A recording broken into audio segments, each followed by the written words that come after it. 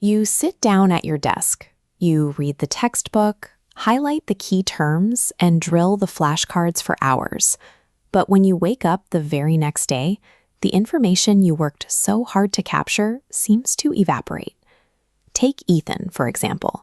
He is a diligent student who puts in massive amounts of effort. Yet, despite his hard work, he consistently draws a blank when it comes time to recall his lessons. This repeated failure takes a heavy toll. In the classroom, Ethan stumbles through answers, making mistakes that draw laughter from his peers. The sting of embarrassment makes him dread speaking up at all. Hitting a breaking point, Ethan realizes his current strategy is broken. Defeated, he seeks out his philosophy teacher, Mr. Harris, hoping to find a different approach to learning. What Ethan discovers is that brute force studying is an inefficient use of time. Forcing raw data into your brain without a proper framework creates a cycle of self-doubt and psychological defeat. Inside his classroom, Mr. Harris places two objects side by side on a wooden table, a hard, solid rock and a soft, porous sponge. The rock represents one common approach, the rigid deflection model.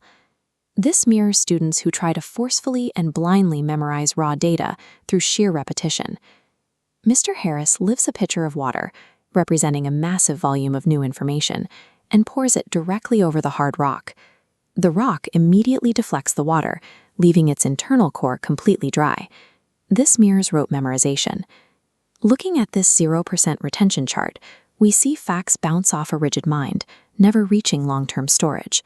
Forced memorization is a structurally flawed strategy. This brings us to a different method, the deep absorption model, represented by the soft, flexible sponge. Mr. Harris takes the same pitcher and pours the same volume of water directly over the soft sponge. The reaction is the opposite. The sponge doesn't deflect liquid. Instead, fluid vectors seep inward, holding water deep within its internal structure. This maps to true understanding. When a student comprehends material rather than blindly repeating it, the information locks firmly into place. A receptive mind creates the internal space needed to hold on to incoming data. This process turns temporary input into lasting knowledge.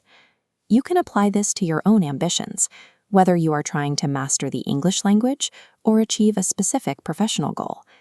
Deep absorption begins with one step, pausing to uncover the meaning behind the facts you are studying.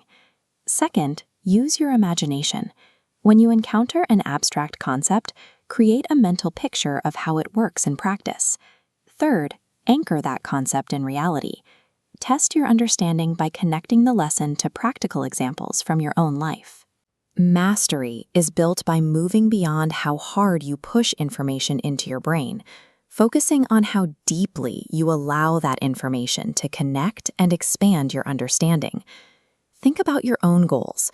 What is one specific skill or lesson you are trying to deeply absorb today? Drop your answer in the comments below.